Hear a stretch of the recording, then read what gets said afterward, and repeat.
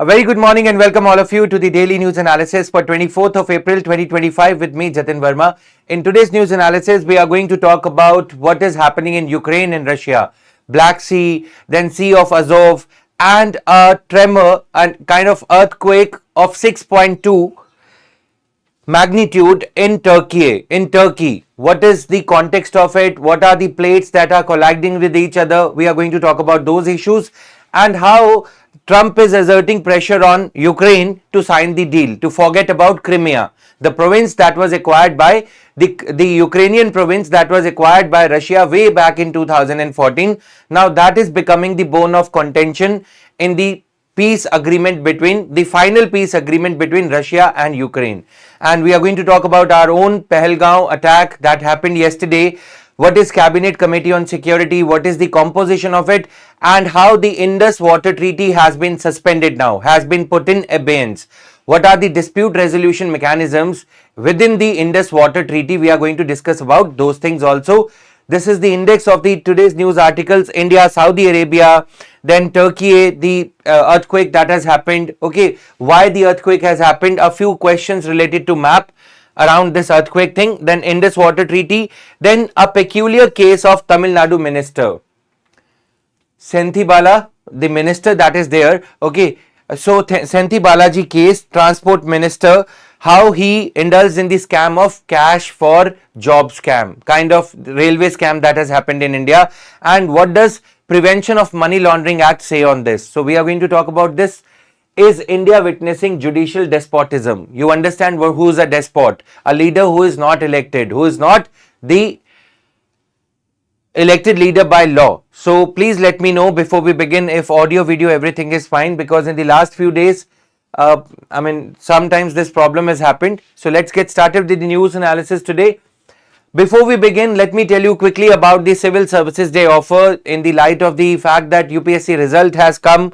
Okay, if you also want to inject an element of Shakti in your preparation, okay, some boost to your preparation if you want to give, then we are running the discount on all our courses. Talk about Prahar 2026 batch if 2026 is your aim, 2027 Pinnacle Batch and Sankalp 2027 batch. All the courses are having up to 60% discount. On this because of the result thing, we have extended the offer for another day, that is today. If you are planning to join it, today is the last day for availing of this discount, guys. Okay, now moving further, all our courses, let me tell you, I'll be taking a polity there, and all our courses are planned in such a manner that we start from very basic level.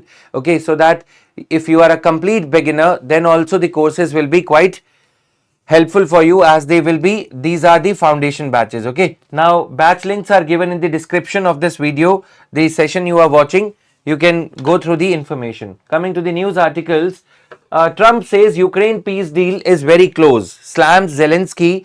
He puts pressure on Zalinski as to why you are making Ukraine a bone of contention now, why Ukraine is becoming a matter of deadlock, when in 2014 when this province of Crimea, that when it was acquired in 2014, why 2014 annexation of Crimea by Russia is now being rigged up as a matter for not signing the deal. Earlier, Zalinski said that the Russian President Vladimir Putin is a terrorist. Okay, he will not agree to the deal. But in the last few days, the Russian President has shown so many gestures. On the eve of Easter, not even a single bullet was signed from the Russian side. He abided by the conditions of the temporary peace deal.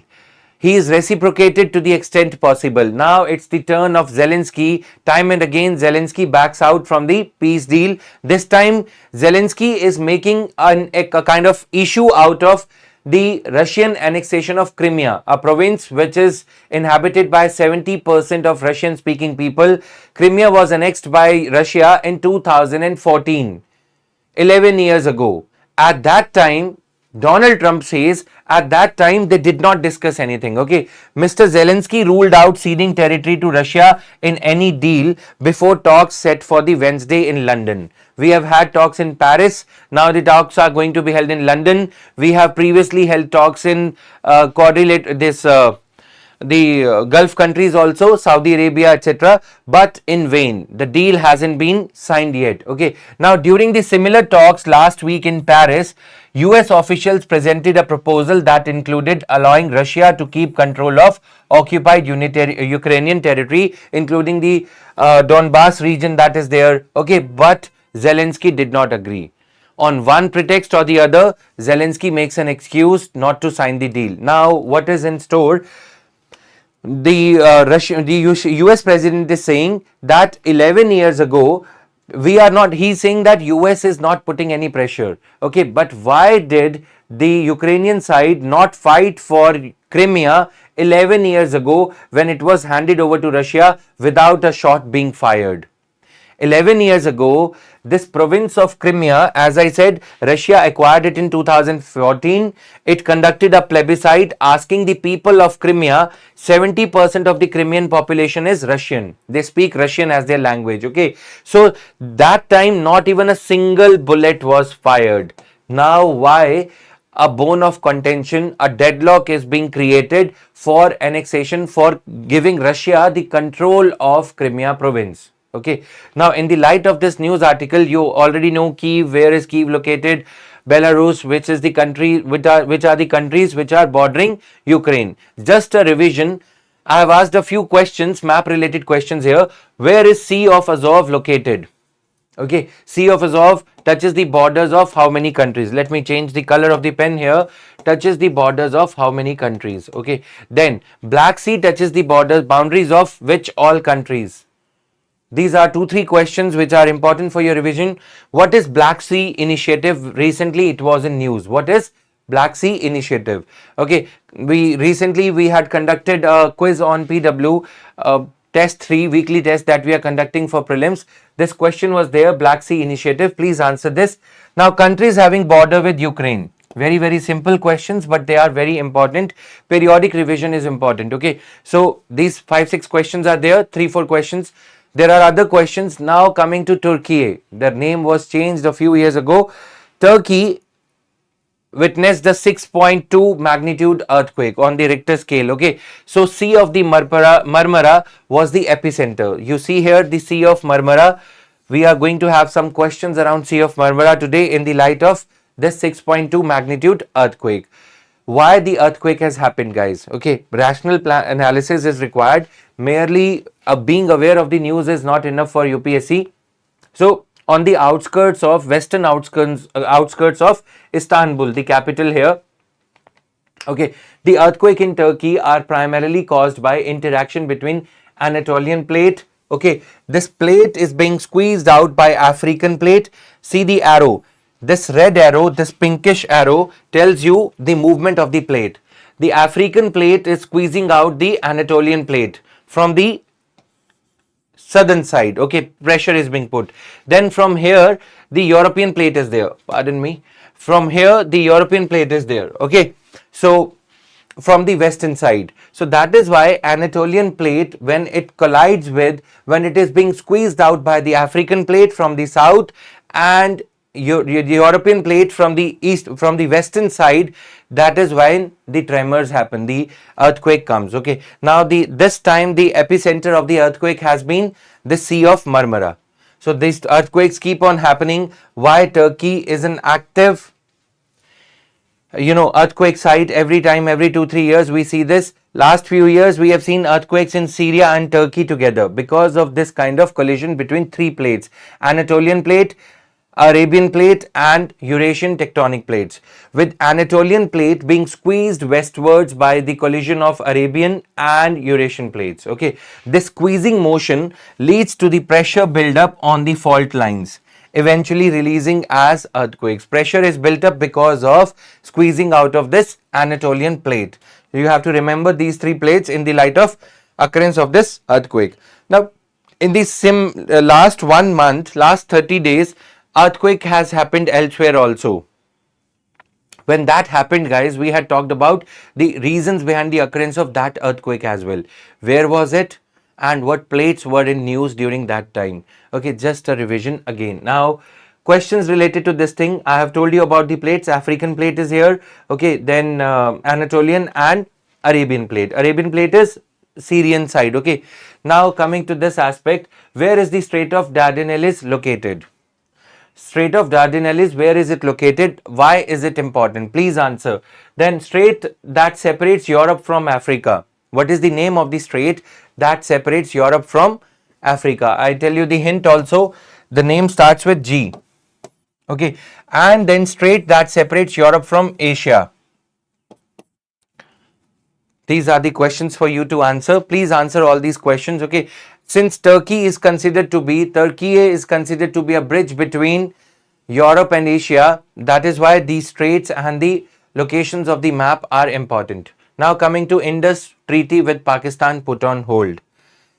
Everything was going fine. Jammu and Kashmir's economy was prospering. 2.34 crore tourists visiting Jammu and Kashmir in the last 1 year, 2024. 2023, the figure was 2.1 crore. That means 2 crore 10 lakh people. But with the terror attack, there is mourning all over the valley, Jammu as well as Kashmir. Okay, the shops have been shut. People, the localites are protesting against it. And India is also taking this matter. The Indian establishment, Indian government is taking this matter with all sincerity.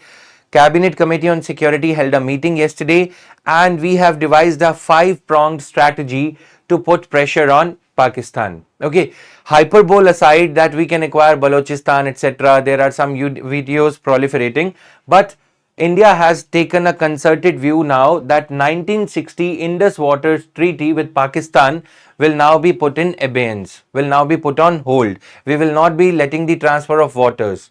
Okay, in the light of this, from the UPSC's perspective, we need to understand these 4 points in a detail. Number one, what has been India's response after this Pahalgam attack? Indus Water Treaty of 1960 put on hold. It is a World Bank sponsored treaty. We all know that. Atari integrated check post for whatever little trade and commerce was happening between the two countries. This has been closed now. Okay. SAARC visa scheme. Okay. So visa on arrival, etc. SAARC visa scheme now not available for the Pakistani citizens. Okay, military advisors in Pak missions to leave. There is Pakistan embassy in India. They have the military advisors to the ambassador of Pakistan in India. That military staff has been declared as persona non grata. That means they are not wanted in India. They are not required. So they better leave India. Similar thing has been done to Indian missions. All our defense staff has been called back from Pakistan. Okay, so the defense advisors to India's ambassador in Pakistan, they have been called back. Then High Commission strength cut to 30. So the strength of High Commission of Pakistan, the strength has been cut to 30 maximum in the light of this Pahalgam attack. Okay, return deadline for valid endorsements. So individuals who have crossed over with the valid endorsements, they can return through the Atari route before May 1st. So border route will only be used for these people. Okay, Atari integrated check post closure. The integrated check post at Atari will be closed with immediate effect. No more passage of trucks will be allowed. The cargo will be allowed. Okay, then return deadline for Pakistan 1 week, 1st May. The time period has been given to even the diplomatic staff, the defense advisors to leave. Now coming to Indus Water Treaty, how to remember the rivers of Indus Water Treaty. Let's have a look at map. Okay, the rivers that are flowing, the CJI. Okay, Chief Justice of India, we remember this. So see here, Chenab, Jhelum, Indus, these rivers, even though it is CJI, they are flowing towards, their water is given to the Pakistan. And there is RBS, Ravi, Beas, Satluj, Royal Bank of Scotland. These rivers water can be tapped by India. Okay, this is how you can remember CJI, RBS. Even though it is CJI of India, but Pakistan is allowed the tapping of water from these rivers. Pakistan can use the water of these rivers. Okay, this is how you can memorize. Now coming to Indus Water Treaty. The treaty divides the 6 rivers of Indus water system in the following manner. Eastern rivers Satluj, Beas, Ravi. So Satluj, Beas and Ravi, in eastern rivers, the water can be used by India. Okay, so allocated to India for unrestricted use. We can make run of the river dams. We can make even the water reservoirs. We can store the water. There is no cap. There is no restriction whatsoever. Even the flow of the water towards Pakistan is inhibited with the India constructing any kind of reservoir dams. Okay, the water river of the river is flowing here. We construct a dam by digging a deep hole. Okay, then also the flow of the water will be restricted towards Pakistan. No problem with the eastern rivers of RBS, Ravi, Beas and Satluj. India can tap the water in any which way it requires. But for the western rivers, we have limited rights. Okay, so western rivers Indus, Jhelum and Chenab allocated to Pakistan for unrestricted use with some allowances for India, approximately 135 MAF of water annually. India will have access to 135 million acre feet of water. That's a lot of quantity of water. But we fear now that what if China, joins hands with Pakistan and they restrict the flow of the water of Brahmaputra river, Yarlung Sangpo river as it is known in China, towards India. So India would be deprived of water and even Bangladesh would also be deprived of water in that scenario. Yes, the same Bangladesh whose Muhammad Yunus went to China and talked about Chinese access to the Bay of Bengal region, right? He says that we are sitting over the Bay of Bengal and India's seven sisters. So remember that controversy. So that is why this is an important moment. Even though China is facing enough heat in the light of economic war, the tariff war that it is waging with the United States of America, nonetheless, the territorial issue between India and China has not been fully resolved. But things are not completely green or good for China to, wage another, to open another front with India. It has been requesting India, China in the recent days has been requesting India to start trading more, to let the Chinese companies invest in China. So the likelihood is that China may not come to the support, may not come to the rescue of Pakistan during this time. But China is China, known for unknown adventures at unanticipated times. You understand? 1962 war between India and China was not expected at that time. But China behaves in an unpredictable manner. So that is why we need to be cautious about it. Even though this statement of, suspending the operation of Indus Water Treaty has come under a lot of pressure. Okay, because the public pressure on the government, as you see, the sentiments are very high. The grievous attack that has happened, people are not reacting in the angry manner. So the grief is there, entire nation has been shaken, the conscience of the nation has been shaken. That is why the Cabinet Committee on Security meeting, the returning of the Prime Minister back from the Saudi Arabia trip, so those things are happening. Okay, so this type of a pressure is even more dangerous for any government when everything was going fine and a terror attack happens. Okay, no other international event is diverting the attention of the people. So that is why these type of measures are sometimes taken, but we need to calculate the negative side of it, whether China would come to the rescue of Pakistan and suspend the flow of water towards India. China is already constructing very big reservoir dams over the downstream flow of the river, downstream trajectory of the river towards India. So that being the case, India's permitted uses on western rivers, India can use the water of western rivers. Which are the western rivers? Chenab, Jhelum and Indus for domestic use. Okay, for domestic use, for non-consumptive uses like navigation, floating timber, agriculture, etc. Hydroelectric power generation only through run-of-the-river projects. What are the run-of-the-river projects? Unlike the reservoir projects, these are the reservoir projects, okay, which retard the flow of the water until the reservoir is completely full. Okay, so in the summer season, the water would be aplenty, so there will be no problem. Okay, but in the winter season, when the ice is frozen, the water's flow towards Pakistan would be affected in case of reservoir dam. Now, compare the reservoir dam to run of the river dam. In the run of the river dam, Because of the steep flow of the mountainous region, the turbines generating electricity are installed in this manner. Where the water comes, it leads to the movement of the turbine. Turbine leads to the generation of electricity. So it is the use of kinetic energy of water. This is run of the river dam. It does not retard the flow of water, unlike your reservoir dam. So two types of dams we have studied in the light of appearance of this news article. Clear? Run of the river means it is not going to stop the flow of water. Turbines are installed at a place where the flow of the water will be very high, leading to automatic movement of the turbines for generation of electricity. But in this reservoir dam, the steep of the slope may not be steep of the mountainous slope may not be as the slope of the mountainous region may not be as steep. So that is why water needs to be stored first, and water is released through the gates of the dam in a manner that it gains speed, and that speed is used to rotate these turbines for generation of electricity. Okay, so now India on the western rivers, RBS on the CJI rivers, Chenab, Jhelum and Indus rivers, India is given limited rights, in the sense that for the generation of electricity, India can only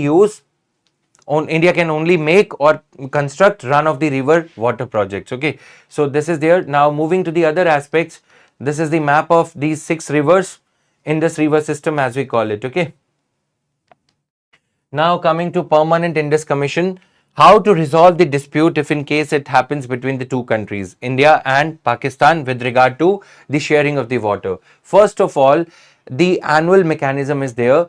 Imagine everything is going, let's assume everything is going fine. A bilateral commission for regular exchange of communication and data regarding how much water flow was there during monsoon, during winter season in the previous year. This kind of a permanent, ever existing standing mechanism is there. A bilateral commission established to serve as regular channel of communication and cooperation regarding the treaty's implementation. The commissioners from the Indus Water Commissioners from both the countries are mandated to meet at least once a year. This is the first level. Second level, in case any dispute happens, then a 3-tiered mechanism is there. First of all, tier 1 handled by the Permanent Indus Commission. Okay, this Permanent Indus Commission will handle the dispute if any. If the Permanent Indus Commission is not able to resolve the dispute, then the neutral arbiter, neutral expert will be there. Neutral expert can be appointed by both the countries by paying the fee which is as high as in millions of dollars. Okay, so with people, the lawyers, the eminent lawyers or advocates from the countries like Switzerland, Norway, European countries, they are appointed to resolve the dispute, and these neutral experts have to be paid fee jointly by both the countries. Considering the situation of Pakistan, where it's a failed government, paying such a hefty fee for resolution of water dispute will be a tough affair given the tough economic scenario. The economy of Pakistan is failing, right? So that is why. Now the second level is resolved by a neutral expert appointed by the World Bank or jointly decided upon by both the governments for technical disputes, for construction of any dam, etc. Now please answer, which is the dam being constructed by India in the state of Jammu and Kashmir, which has become a bone of contention for Pakistan. Pakistan has approached a neutral expert for resolution of that dam.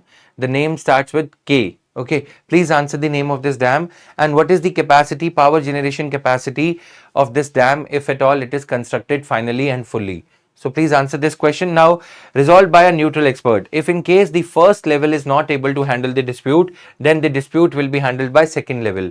If in case second level is not able to handle, then third level. This is the tiered mechanism as we call it. Okay. In the third level, refer to a court of arbitration, which will be a 7-member tribunal set up by World Bank for legal adjudication if the issue remains unresolved.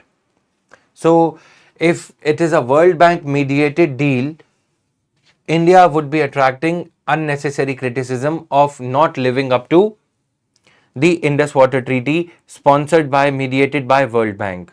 Unlike the arrangement between China and India with regard to Brahmaputra river, there is no international organization like World Bank, IMF, or any other such institution involved.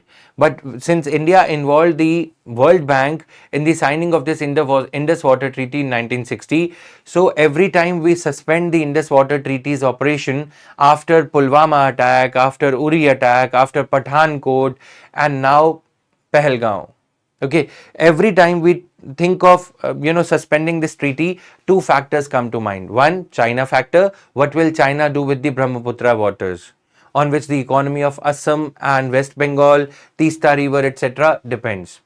Okay. Second, will India attract negative criticism from the countries of the world, especially when Pakistan is looking forward to the Indus Water River system in the upcoming monsoon season? The economy of Pakistan is already fledgling. Okay, many of our prime ministers like Atal Bihari Vajpayee once said that both the water and the blood cannot be allowed to flow together. If you are doing the bloodshed, if Pakistan is doing the bloodshed, then India has no duty, no moral duty to allow the seamless flow of water of Indus River system towards Pakistan. So these type of evocative statements have come from the the prime ministers, or from Atal Bihari Vajpayee, and even Dr. Manmohan Singh also made certain statements on this. So now coming to another issue, guys, issue of Indian politics. Okay, this leader, Tamil Nadu Minister Senthi Balaji, okay, he was accused of having committed a scam between 2021-2022 of collecting money from the aspirational bus conductors. Okay, he was the transport minister. People who were aspiring to get the job as bus conductors or drivers in the Tamil Nadu's transport department, he collected a lot of money. From his laptop, an Excel sheet was recovered as to how much money has been collected for which post. That Excel sheet, that data sheet, was chanced upon by the Enforcement Directorate of Enforcement, Union Ministry of Finance, and he was booked under Prevention of Corruption Act 1988, Prevention of Money Laundering Act 2006, updated in 2005-6. Okay, so he was booked. That is why he had to resign from the position of the minister. Now what happened next? Supreme Court took a lenient view in September 2024, since he was arrested in 2023. Okay, so June 2023 he was arrested. He had already spent 15 months in jail, even though the trial was going on. So taking a lenient view of Article 21, liberty, the freedom of movement, the Supreme Court released this person on bail. Earlier also he was released on bail in 2022. The moment he was released on bail, he got appointed as the minister, and he started influencing the people, the witnesses, by bribing them, by influencing them, by threatening them. That is why he was put in jail again. Now this time again he was released on bail. The moment he was released on bail, 2 days afterwards, he was appointed the Minister of Electricity to give shock to the witnesses. Okay, so the Supreme Court has now said that the bail was given to this person, the minister, the MLA of Tamil Nadu, on the basis of Article 21, freedom of movement. Okay, since the trial is going on, he has not yet been convicted, and trial is going to be protracted. Trial is going to be long drawn, since there are 2000 plus witnesses to be examined. So that is why, please understand, even though if a person is convicted, then as per Representation of People's Act, the person should not be allowed to contest elections till 6 years plus the tenure of conviction, okay, plus the sentence. If a person is sentenced for 3 years, then he cannot contest elections for 3 plus 6 years. 6 years is the prohibition on conduct of elections in addition to the sentence term. But this person has not been convicted. Since there are 2000 witnesses, the people from whom he collected money, his ADs, they collected money, this will take time, and the FIR is running into thousands of pages. Since the resolution, the FIR, the charge sheet, etc., the legal proceedings will take a lot of time. That is why the Supreme Court, applying the principles in Manish Sisodia case, the same principles of granting bail as were used by the Supreme Court in Manish Sisodia case of Delhi and Kejriwal case of Delhi, liquor scam. The Supreme Court granted bail to this person, Senthi Balaji, on the pretext of right to privacy, right to freedom of movement. Okay. Why should he be languishing in jail when he has already completed 15 months, 18 months in jail? Okay, 15 months rather. So that is why he was released. The moment he was released, he was again appointed as the minister.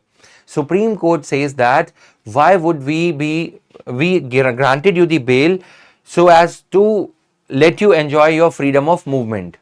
Until you are convicted, nobody should be condemned guilty, nobody should be held guilty until proven. So that is why we are not holding you guilty. But the last time in 2022, when you were released on bail, you started influencing the witnesses, threatening them, bribing them, so that they do not appear in the investigation before the court. That is why now we give you the choice. Now this minister has been given the choice. He has to make a choice between the post of the minister and freedom. If he joins the ministry, if he becomes the minister, the Supreme Court will cancel his bail and he will be put into the jail again. Got it?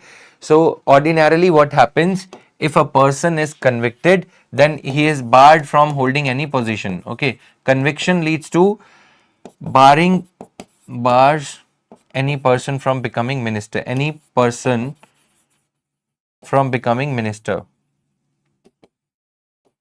This is what? Representation of peoples from becoming minister. Okay. Or even MLA. Right. Bars any person from becoming minister. This is what Representation of Peoples Act 1951 says. But here we are talking about the case of an accused. Here the person is accused. The legal trial will take a lot of time. Since the legal trial will take a lot of time, legal trial will be time taking. That is why the accused is given the bail. Okay, since the accused has been given the bail only because the legal trial will be there, but prima facie enough proof is there that he will influence the witness. Okay, witnesses will be threatened. He has done the same in the past by holding the position of power. Witnesses will be threatened. That is why his bail could be cancelled. Okay, so that is why his bail was cancelled earlier. Now the Supreme Court said that we have granted you the bail under Article 21 because of the protracted trial. Trial will be time taking, but that does not allow you to hold the position of power, but you cannot become minister. Because then you will again start threatening the witnesses. So that is the point in Senthil Balaji case.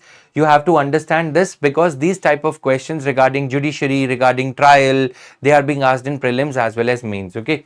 So can the accused be barred from holding any position of power, holding any position of minister in the state or center merely on the basis of that prima facie proof has come? Yes. Okay, even though he has not been convicted. So please try to understand this issue in detail.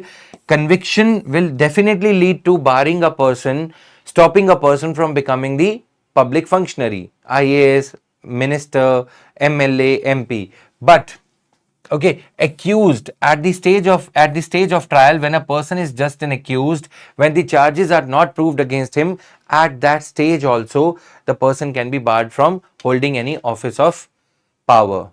Got it? Now coming to, is India witnessing judicial despotism? What is a despot? Who is a despot? What is despotism? The people who come into power without being elected. That means illegitimately. Okay, the way the judges are giving the judgment, it appears to a common mind, the mind of a citizen, that judges are becoming the new type of despots. They are not elected, they are not legitimately in the position to make policy for the people. So that is why the term judicial despotism is being used here. A series of judgments in the recent times has had several parties questioning the powers and motives of the Supreme Court judges.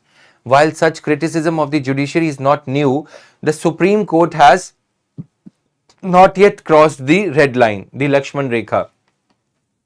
Okay, judicial review in the Indian Constitution, the writer says that this is an editorial. Okay, while not explicitly mentioned, judicial review is inferred from Article 13. So if the question comes in prelims, is judicial review explicitly mentioned in the Constitution? No, the term judicial review is not written in black and white in the Constitution of India. It is inferred from Article 13, Article 226, Article 32. Yesterday also we had discussed about this point. Okay, you can reach out to the Supreme Court and the High Courts under Article 32 and 226 respectively. Now, judicial review and basic structure. Judicial review, even though it is not given in black and white in the Constitution of India, nonetheless it is a part of basic structure of the Constitution as declared by the Supreme Court in Keshwananda Bharati case 1973. Right? Distinction between judicial review and activism. Although both these terms are used interchangeably, these two terms are different. Judicial review and judicial activism are seen as two sides of the same coin. Judicial review means reviewing the law in the light of fundamental rights, in the light of its constitutionality, whether the law passed by the parliament is constitutional or not. Is it conforming to the constitution or not? One aspect. Second aspect is judicial activism. When the judiciary, after reviewing the law, starts filling in the gaps in the law, starts remedying the situation. Okay, for example, what is happening in Manipur is condemnable, is criticizable, right? Alochana, I should not be using Hindi, so criticizing that. But going all the way to Manipur, judges went to Manipur to review the situation. That is a case of judicial activism, over-activism, leading to the criticism that it is overreach. Okay, so now you understand theoretical side of judicial activism and overreach is judicial review. Okay, but practical side, when judiciary starts filling in the gaps in law, when judiciary starts legislating upon the matter to correct the situation, that becomes judicial activism. Okay, for example, liquor ban. Way back in 2018, judiciary imposed liquor ban because of the increasing number of road deaths, road accident deaths. 1,46,000, 50,000 people dying in road accidents in India. So the Supreme Court said that because of the increasing instances of road accidents in India, we are declaring that all the liquor shops around the national highways within 500 meters of national highways should be closed. They should be shut once and for all. That was a case of judicial overreach. Okay, judicial activism leading to judicial overreach. Now, what does the writer say? Writer says evolution of locus standi and PIL. What is locus standi here? Locus standi, questions have also been asked. Locus standi means only the party related to the case can file the case. Okay, suppose if you appeared in UPSC or SSC or any other exam or NEET exam and the exam got leaked. Okay, since you are a party in the case, since you appeared in the exam, actually you only can file a case, but you appeared in exam. Okay, but if I file the case as an ordinary citizen, as an aware enlightened citizen, I do not have the locus standi. You are having the locus standi because you are an affected party. You are within the definition of affected party. Okay. The concept of PIL, only the affected party can file the case. That is the meaning of locus standi. Okay. If I file the case, then I do not have, if I file the case, I do not have the locus standi. Okay. No locus standi because I am not an affected party. Even though I am a teacher, but I am not having any locus standi because I did not appear in the exam. I am not your parent. I am not your guardian. So that is why court will not entertain this type of a plea in which the locus standi is not there. But with the advent of PIL in India, public interest litigation, the concept of locus standi was diluted. Okay, the concept of locus standi was diluted in the sense that even if a person is not an affected party, he also can file the PIL. Litigation in the interest of public, larger public interest. So that is how the judiciary empowered itself. Judiciary gave itself the avatar of activist judges. So this is the problem with judicial activism.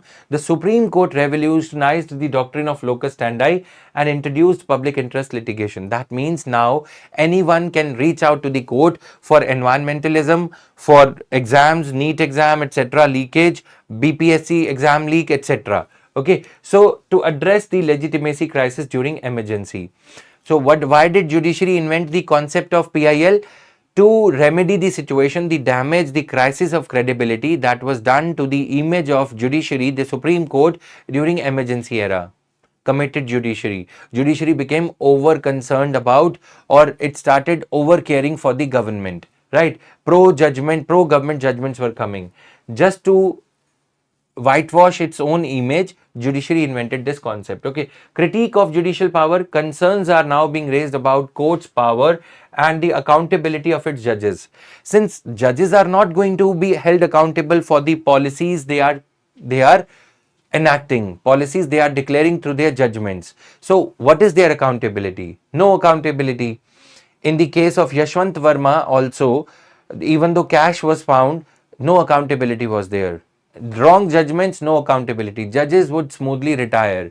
But the politically elected leaders, they will have to face the anger of the people in case the policies enacted by judges, policies declared by the judges turn out to be wrong for the public. Okay, so that is why what is their critique of the judicial power is that what is the accountability of the judges behind this kind of a blatant or over exercise of power. Then coming to Article 142, Article 142 says that the power of the Supreme Court to do complete justice. It has been useful in landmark judgments like Babri case, mob lynching guidelines, and divorce on the irretrievable breakdown of marriage. Irreparable breakdown of marriage. So, Supreme Court has declared many such laws in the past. Okay, Sabarimala temple entry ban was lifted. Then it was declared to be illegal. Okay, triple talaq judgment. Then you talk about various other cases where Supreme Court has went beyond the law in order to do complete justice. So this is one important source of power of Supreme Court. Okay, but Supreme Court needs to exercise restraint. It needs to introspect.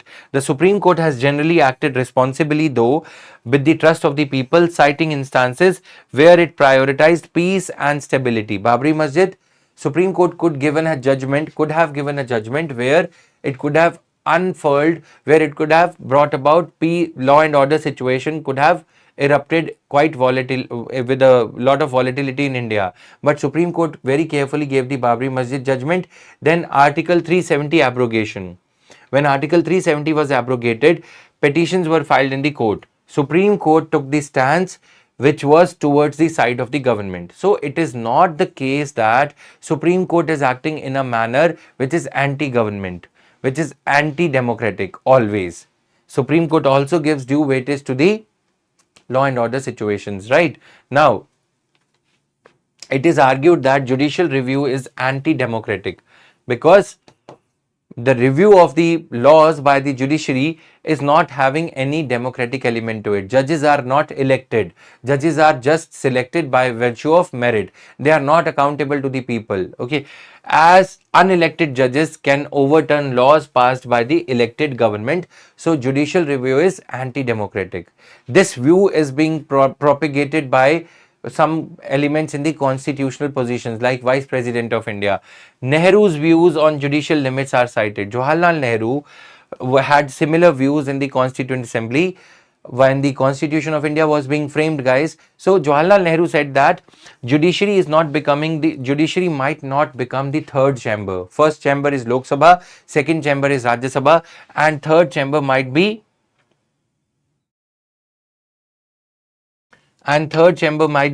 judiciary tomorrow. So Jawaharlal Nehru in the Constituent Assembly debates had expressed this concern about the unbridled power of judges. Okay, so today the same issue is being discussed. rejection of the democratic objection. The author in this article says that this anti-democratic objection, criticism of judiciary is unwarranted. The author says that democratic objection to judicial review is largely rejected, especially concerning the federal provisions when it comes to the recent judgment of the judiciary related to power of governor, 3 months time limit.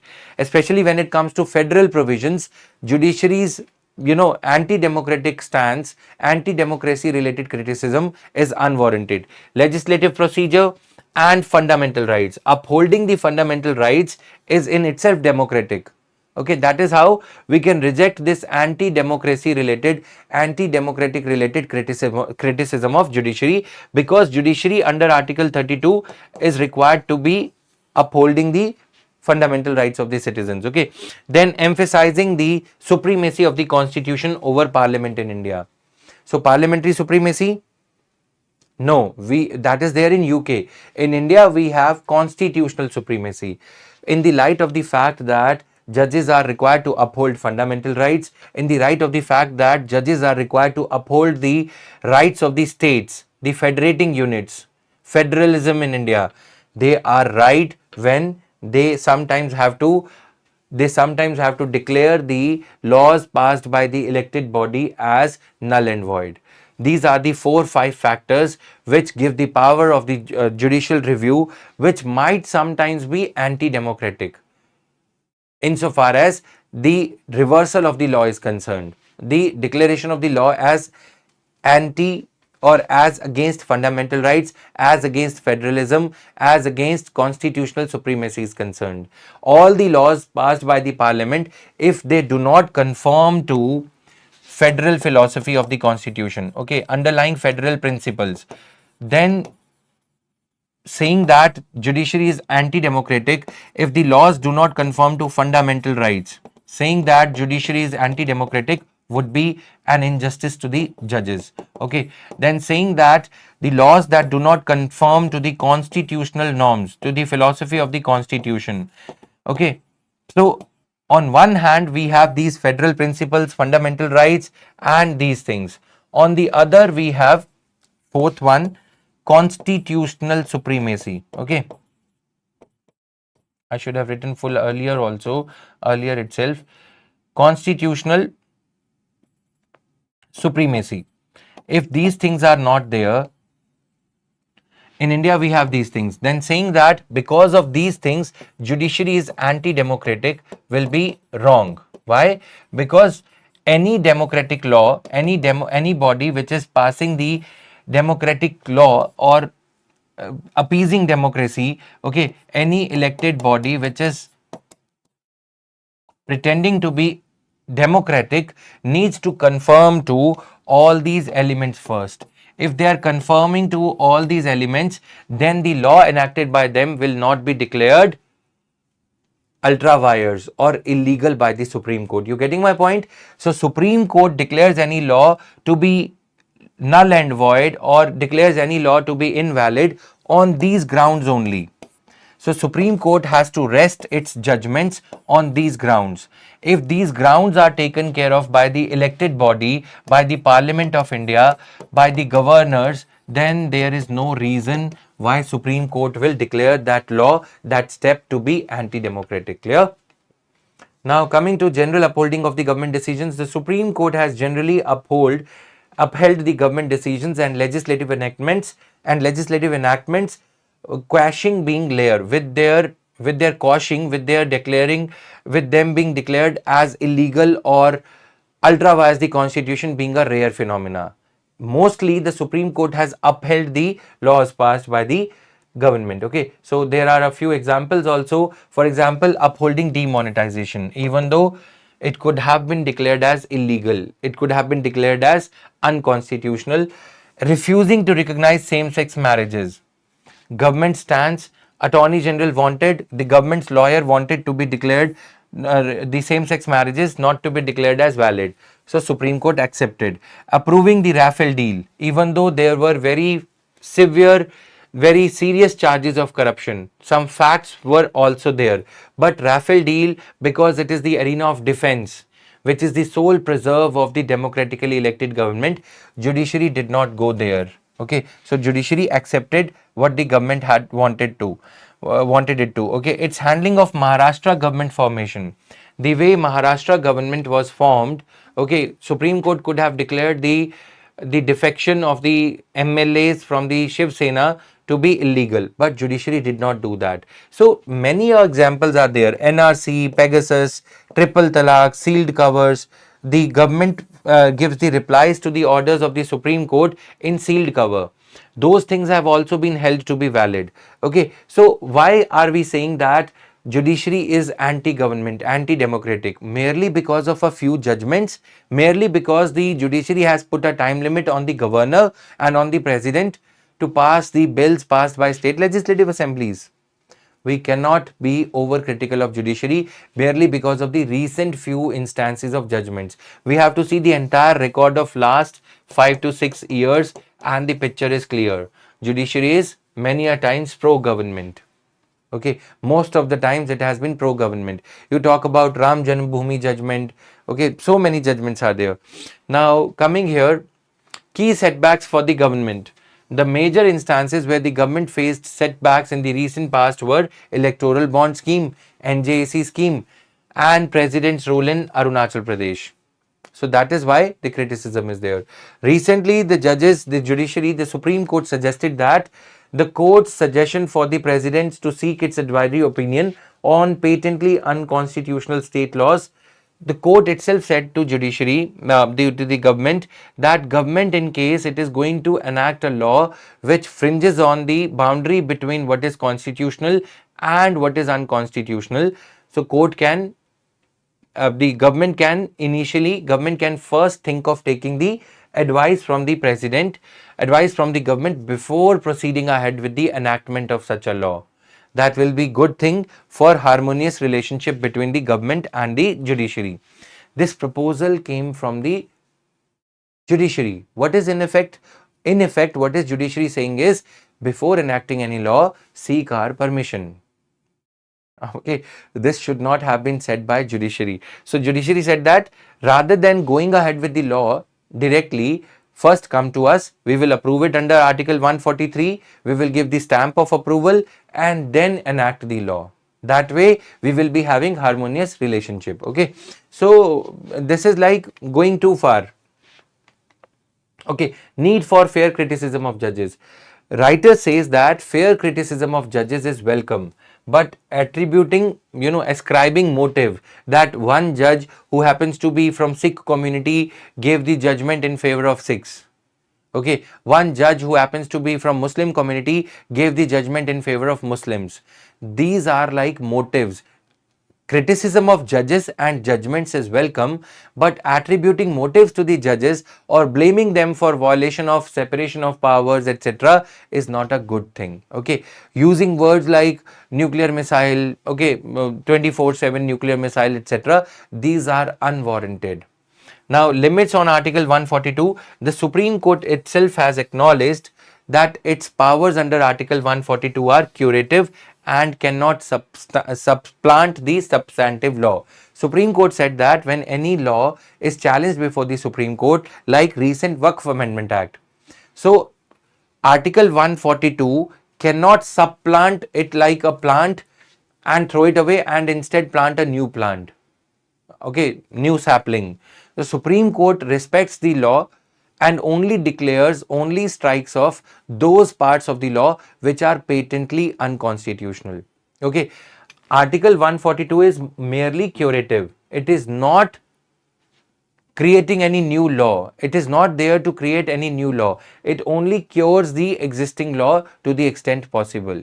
This is the role judiciary is doing under Article 142. Insofar as in the recent past, the criticism of Article 142 is happening, that Article 142, under the rubric, under the garb of Article 142, the Supreme Court is declaring many laws passed by this, the Supreme Court is modifying many laws passed by the Parliament is unwarranted.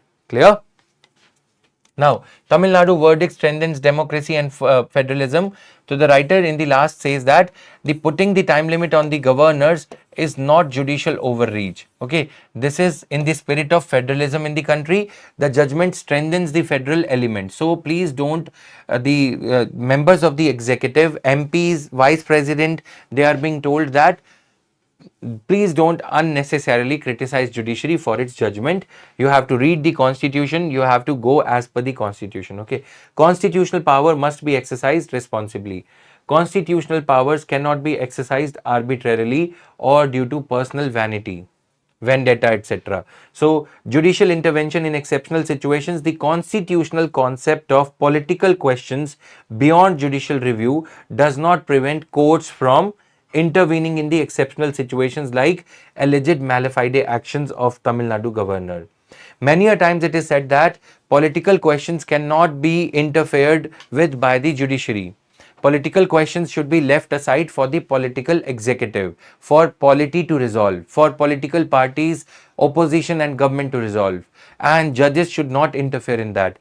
The writer says that the political questions beyond judicial review does not prevent courts from intervening in exceptional situations. Okay, so these things are there. Now, this is a small news article. You can read it yourself. Not much is there in this news article since the president, the prime minister's visit to Saudi Arabia was curtailed. A joint statement focusing upon stability of global oil markets and to balance global energy. This is the context of it, just only this context. So, what happened since Prime Minister, due to a Pahalgam attack, he had to return? We talked about only a few things with Saudi Arabia. The statement was released after Prime Minister Narendra Modi's visit to Saudi Arabia, which was shortened due to the terror attack. So, the same country, Saudi Arabia, which is known for charging Asian premium. Asian premium is the premium that is to be paid by India and China for overusing crude oil, for over demand of crude oil. Now, with Saudi Arabia, thanks to the improvement of ties, stability to ensure the stability of global oil market and prices, what we are doing is we are saying that both the countries will take steps, will collaborate to enhance the stability of global oil markets. Now, I ask you, what is OPEC plus? What is the which all countries are the members of oil and petroleum exporting countries plus? So please answer this question. Okay, now security of energy supply, they emphasized the necessity of ensuring security of supply for all energy sources in global market. Enhanced cooperation in energy sector, since the visit was aborted because of the attack, so not much could happen between India and Saudi Arabia. Although in the few days before the visit, we were discussing a lot of things, we were reading a lot of things in the newspaper that on the next visit of Prime Minister to Saudi Arabia, a lot other things will be taken up. But we hope that during the next visit of Indian Prime Minister, something concrete will come out of this thing.